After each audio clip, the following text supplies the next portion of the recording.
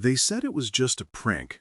They told everyone it was harmless fun, but when the quiet girl slipped off the cliff, arms swinging wildly, shoes scraping helplessly at loose gravel, nobody laughed. For a breathless moment, the world froze.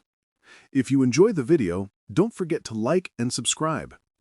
Her classmates stared at the empty air where she had stood seconds before. One teacher dropped her clipboard, another screamed her name, and her cousin, who had begged her not to follow the bullies, collapsed in horror. Everyone believed they had just witnessed a tragedy. Everyone except the stranger hidden among the rocks below, broad-shouldered, steady, eyes sharp as storm steel. He didn't shout. He didn't panic. He moved. Because soldiers trained for war never ignore someone falling. Mila Rowan had always been the kind of student people forgot existed. She walked hallways like a ghost, head down, books held close, footsteps soft. Her clothes were old, her hair tied into the same simple braid every day. She wasn't disliked, she just wasn't noticed. Teachers skipped her during discussions. Students brushed past her without a glance. Even when she smiled, it faded halfway, as if she didn't want to disturb anyone with her happiness. She wasn't always like that. When she was young, she had been fearless. She climbed trees, jumped from swings, laughed so loudly the neighbors complained. Her father, an elite rescue officer, told her she had fire in her heart. "You're my brave little spark," he'd say, lifting her onto his shoulders. But the spark dimmed the night he didn't come home.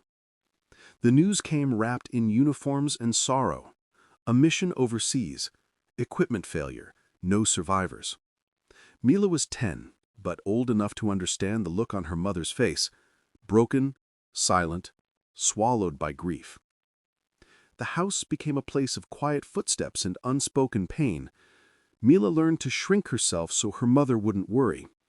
Over the years, the fearless girl became the soft-spoken shadow, and shadows attract wolves. The bullies weren't the typical type, not the loud troublemakers, not the reckless jokers. These were the polished, prestigious kids, the ones with expensive sneakers, perfect scores, and parents with too much power and too little warmth. Lucas, their leader, walked like everyone owed him space. Jenna, sharp-tongued, could ruin someone with a whisper. And Troy enjoyed watching others break.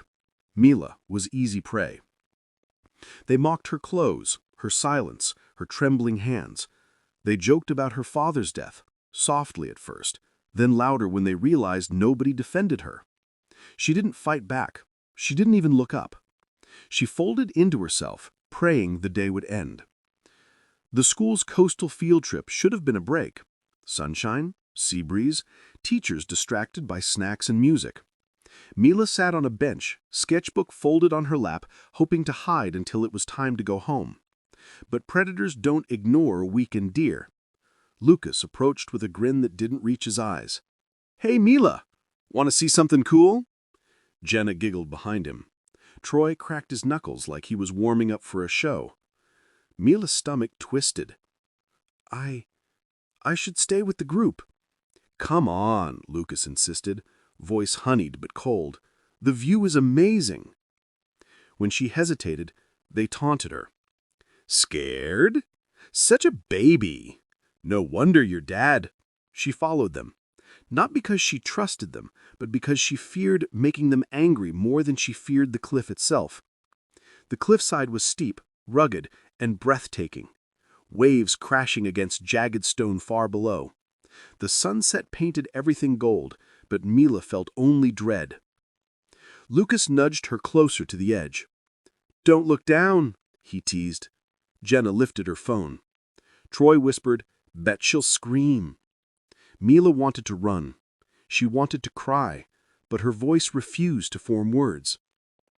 Then it happened. A shove, quick, cruel, deliberate. Her feet slid, her arms flailed. The world turned upside down. Wind roared past her ears as the cliff abandoned her. For a heartbeat, she saw the sky. Then she saw the rocks rushing upward. Teachers screamed her name in the distance. Mila thought of her father and how she wasn't brave anymore. But someone else was. A figure leaped from a lower ledge, timed perfectly, positioned impossibly. Strong arms caught her mid-fall, momentum spinning them toward the rock wall before he dug his boots into a narrow outcrop. They slammed onto the ledge, breath knocked out of them. Mila gasped, eyes wide. The man holding her spoke calmly. "You're safe. I've got you." He wore hiking clothes, but his movements, his grip, his focus, they weren't normal. Who are you?" she whispered. He gave a quiet smile, sad, familiar somehow. "Someone who owed your father a promise." Her heart stopped. He continued, voice low, steady, almost a whisper carried by the sea wind. "He saved my life once. I told him I'd watch over his daughter if he couldn't." Above them, the bullies panicked. Teachers scrambled. Students whispered. But on the ledge, Mila felt something she hadn't felt in years. Strength. Not just from the stranger's arms, but returning slowly to her own heart. The spark wasn't gone. It was waiting to rise again. Thanks for watching. Please like the video and subscribe to the channel.